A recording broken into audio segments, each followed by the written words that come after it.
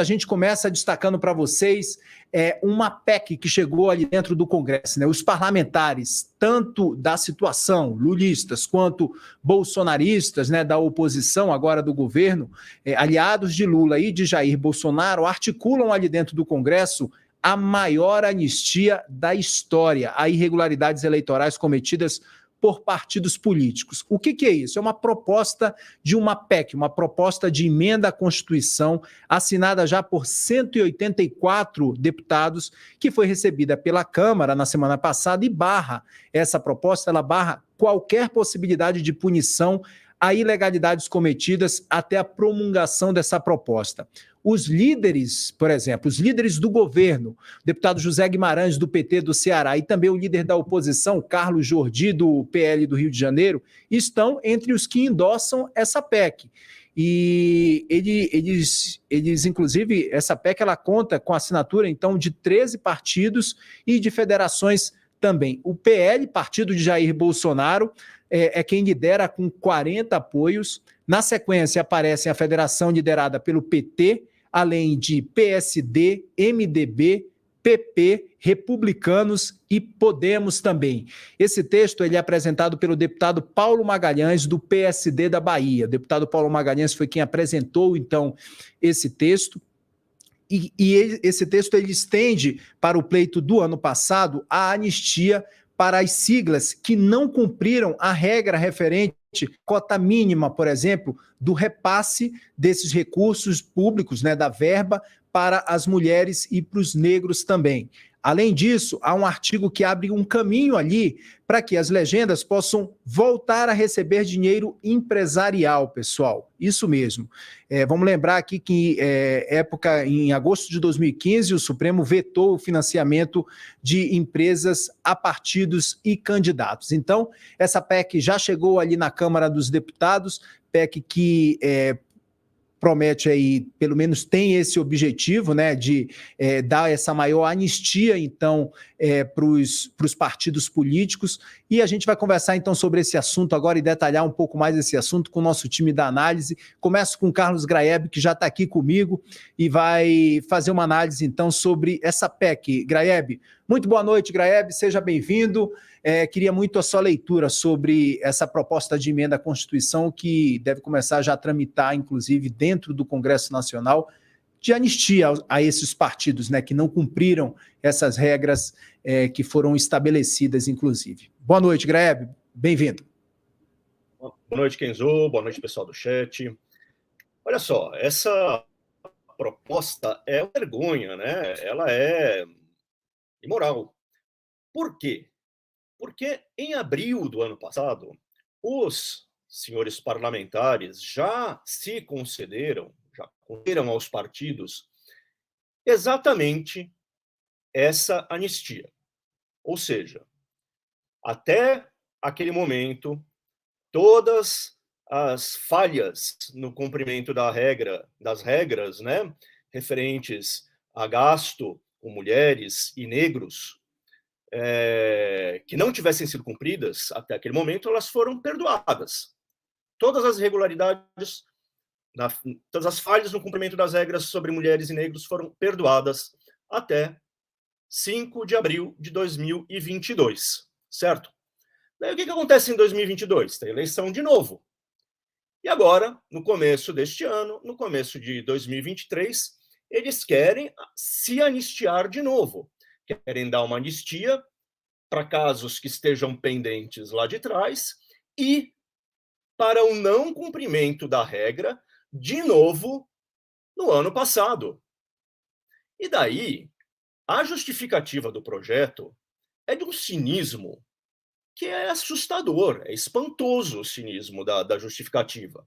A proposta é do deputado Paulo Magalhães, que é do PSD, da Bahia, se eu não me engano, né?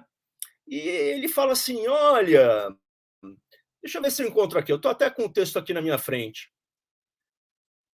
Muitos entes partidários tiveram dificuldade em se ajustar ao novo comando constitucional, né? Em decorrência da inexistência de outra regra que apresentasse as balizas, ou uma maior elucidação sobre a matéria pertinente à distribuição das referidas cotas. Gente, essa regra das cotas vem de longe já, né? Ela é de 2018, se eu não me engano. Então, os partidos tiveram bastante tempo, sim, para se acomodar, né? Eles não quiseram se acomodar nas eleições de 2020, se anistiaram, e agora não quiseram se acomodar de novo nas eleições de 2022 e querem passar incólumes mais uma vez. Ou seja, eles não querem cumprir nunca e não querem que incida nunca qualquer tipo de punição pelo fato deles não cumprirem as regras que eles mesmos criaram. Na verdade, eles criaram uma regra que previa gastos de 15% com mulheres, com candidaturas femininas. Daí foi o TSE que aumentou esse percentual de 15% para 30%. Tá bom, isso não foram eles. Mas mesmo assim, a ideia da lei foi gestada no Congresso, né? E eles insistem em não cumprir. Ou seja, eles criaram a lei para fazer uma gracinha para a sociedade, mas os caciques dos partidos querem usar o dinheiro como bem entenderem, sem restrição nenhuma. E além disso, né, é anistia sobre anistia. Essa ideia de retornar o financiamento por empresas para pagar aquelas contas lá de trás, isso é muito esquisito, né? O cara deixou de cumprir regra, tem pendência com a justiça eleitoral, e agora quer ir às empresas para pegar uma graninha de doação para cobrir os papagaios que já estão voando por aí. É escandaloso, é escandaloso. Não tem outra palavra para isso. Sem dúvida, Graeb. Olha, quero chamar o Wilson Lima para se unir a nós aqui no programa de hoje. Wilson, quero ouvir sua análise sobre essa proposta de emenda à Constituição que está ali dentro do Congresso Nacional, deu entrada na semana passada, assinada tanto por aliados de Lula quanto também por aliados de Bolsonaro, que tem esse objetivo, né, de fazer a maior anistia dos partidos, então, inclusive tentando incluir de volta esse financiamento de campanha por parte de empresas, né? Eu quero pegar desse fio com você, então, Wilson. Boa noite, bem-vindo. Boa noite, Kenzo. Boa noite, Graeb. Boa noite para você que está no nosso chat nessa sexta-feira. Sextou, né, gente? Eu vou pegar um ponto que o Graeb citou para desenvolver um raciocínio muito simples. O que o Congresso tenta fazer dessa vez é pegar aquela reforma política, melhor, as pequeninas reformas políticas que foram sendo aprovadas no esteio da Lava Jato. Eles estão tentando pegar essas pequenas reformas, colocar no pacote e colocar no lixo. Porque eles perceberam que o que eles aprovaram no afogadilho para dar uma resposta para a sociedade não funcionou para efeitos de política partidária. A grande discussão desse SAPEC e dessa tentativa de anistia dos partidos é que vários caciques, de partidos grandes, inclusive, vivem reclamando, e assim, gente, eu conversando com esses caciques, eles já me falavam isso, há muito tempo. Kenzo, que de vez em quando circulou lá pelo Congresso, também já deve ter escutado esse tipo de reclamação. O que tem de cacique que reclama, Wilson, mas eu preciso cumprir uma cota feminina, eu tenho que destinar uma parte do meu dinheiro que eu poderia investir em um candidato para alimentar uma candidatura feminina, sabe? Wilson, poxa, não tem dinheiro de empresa, ficou mais difícil fazer campanha eleitoral porque agora eu vou ter que partir de um fundão eleitoral, vou ter que aumentar o fundão eleitoral. O fato é o seguinte, os caras não querem reduzir o valor de campanha eleitoral, porque fazer campanha eleitoral no Brasil é caro. É caro você fazer campanha eleitoral. É caro uma bancada robusta no Congresso Nacional. Se fala... Só para você ter um número, para você ter uma ideia, você que nos acompanha, Na última eleição, os partidos destinaram 2 milhões de reais para cada deputado que era considerado puxador de voto.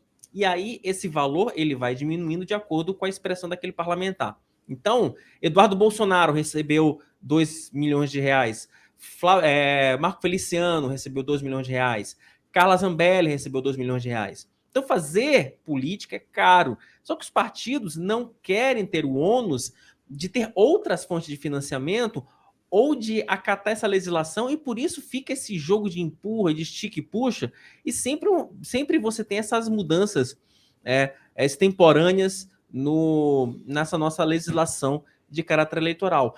É um assinte essa proposta, desculpa a expressão, uma palhaçada essa proposta, porque ela literalmente joga no lixo qualquer tipo de avanço, os pequeninos avanços que ocorreram nos últimos anos. E só para fechar, Kenzo, não deve parar por aí. Não deve parar por aí. Porque algo que já se falava tanto na Câmara quanto no Senado desde o ano passado é você criar um mecanismo para você retornar às coligações. Porque os partidos perceberam que sem coligação é muito mais difícil você fazer deputado federal. E aí criaram um instrumento da federação partidária, que é aquele instrumento em que você coliga, mas não une, coliga, mas não funde, né? E tem que andar de mão dada por tem que andar de mão dada de 4 anos, exatamente. Alguns partidos perceberam que é uma ideia complicada de você conseguir operacionalizar. PP e União Brasil tentaram, mas resolveram desistir, porque não houve um acordo ali sobre quem seria o presidente da federação, porque nenhum cacique quer perder poder, né? Ciro Nogueira não quer perder poder pelo PP e o Luciano Bivar não quer perder o poder do União Brasil. Então, assim, é uma composição complicada. E aí eles percebendo que sem coligação é muito mais, e com cláusula de barreira, é muito mais difícil de você fazer um deputado federal. Qual é a solução? Acaba logo com essa cláusula de barreira, né?